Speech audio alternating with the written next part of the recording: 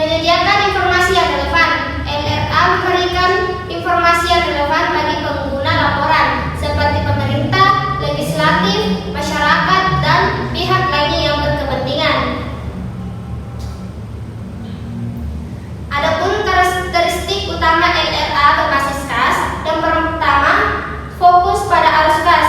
LRA lebih memfokuskan pada aliran kas masuk dan keluar dari kas umum negara atau daerah.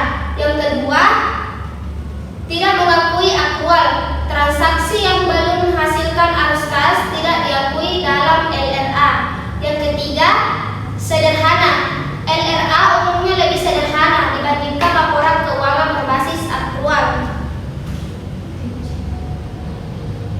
Materi yang kedua, tinjauan atas PSAP nomor 2 laporan arus kas.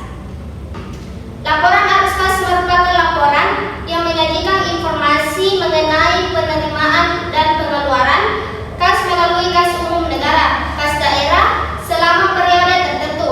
Pada dasarnya, aktivitas keuangan pemerintah sebagian besar merupakan penerimaan dan pengeluaran kas negara atau daerah dalam rangka pencapaian sasaran yang ditetapkan. Adapun manfaat laporan arus kas.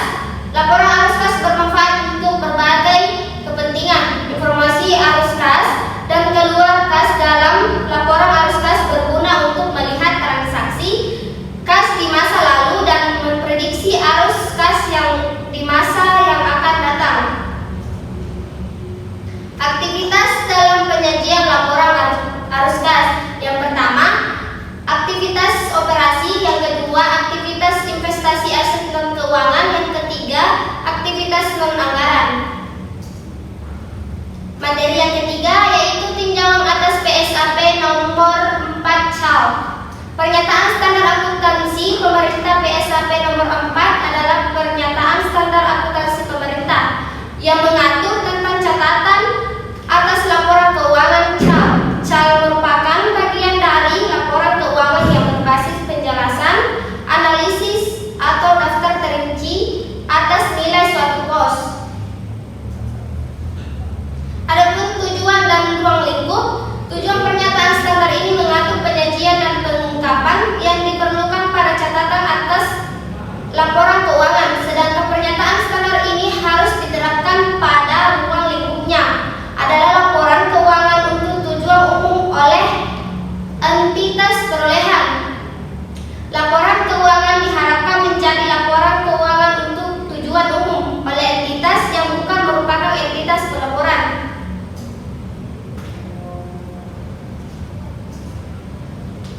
Materi yang keempat yaitu tinjauan akuntansi aset tetap. Aset tetap dinilai dengan biaya perolehan nilai penyusutan diakui sebagai pengurang nilai tercatat aset tetap dalam neraca dan beban penyusutan. Biaya perolehan suatu aset tetap terdiri dari harga belinya atau konstruksinya, termasuk biaya impor dan setiap biaya yang dapat atribusikan secara langsung dalam membawa aset tersebut dapat bekerja untuk penggunaan yang dimasukkan antara lain. Yang pertama, biaya persiapan tempat. Yang kedua, biaya pengiriman awal. Yang ketiga, biaya pemasangan. Yang keempat, biaya konstruksi. Adapun klasifikasi akuntansi aset tetap. Aset tetap diklasifikasikan berdasarkan kesamaan dalam sifat atau fungsinya dalam aktivitas operasi entitas. Klasifikasi aset tetap adalah sebagai berikut. Yang pertama, tanah. Yang kedua, peralatan dan mesin. Yang ketiga, gedung dan bangunan. Yang keempat, jalan, irigasi dan jaringan. Yang kelima, aset tetap lainnya. Yang keenam, konstruksi dalam pengerjaan. Materi yang kelima yaitu tinjauan akuntansi investasi. Investasi yang lazim disebut juga dengan istilah penanaman modal atau pembentukan modal merupakan komponen kedua yang menentukan tingkat pengeluaran agregat. Dengan demikian, istilah investasi dapat diartikan sebagai pengeluaran atau pembelanjaan penanaman modal atau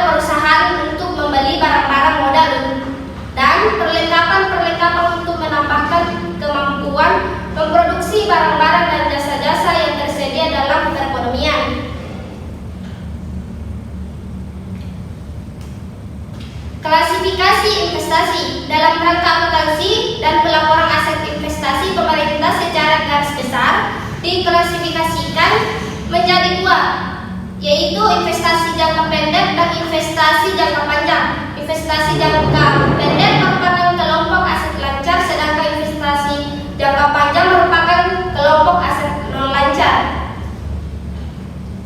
Materi yang terakhir yaitu tinjauan atas PP nomor 71 tahun 2010. Dalam PP nomor 71 tahun 2010 mengatur SAP berbasis kas menuju akrual. Basis akrual merupakan basis akuntansi yang mengakui suatu transaksi dan dicatat serta disajikan pada saat terjadinya transaksi tersebut.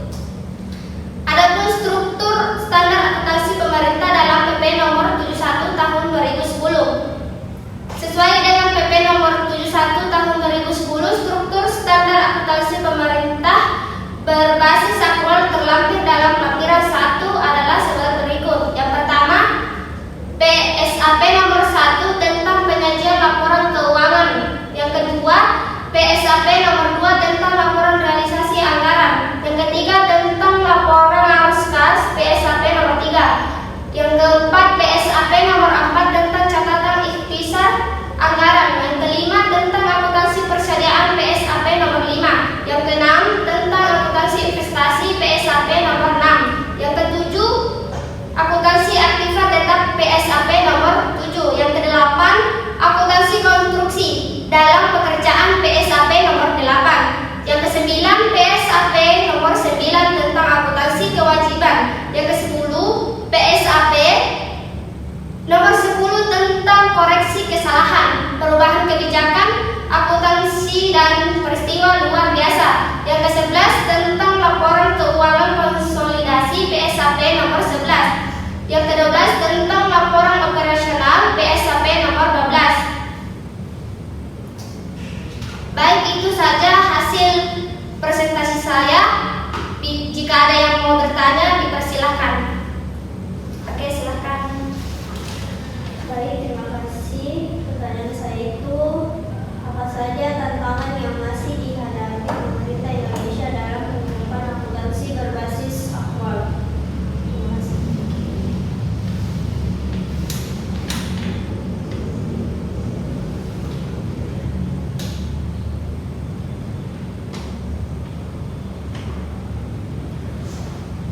Baik, saya akan menjawab pertanyaan dari Awalia, yaitu apa saja tantangan yang masih dihadapi pemerintah Indonesia dalam penerapan akuntansi berbasis akrual, yaitu kurangnya pemahaman dan keterampilan sumber daya manusia SDM di bidang akuntansi pemerintah. Banyak pegawai yang masih terbiasa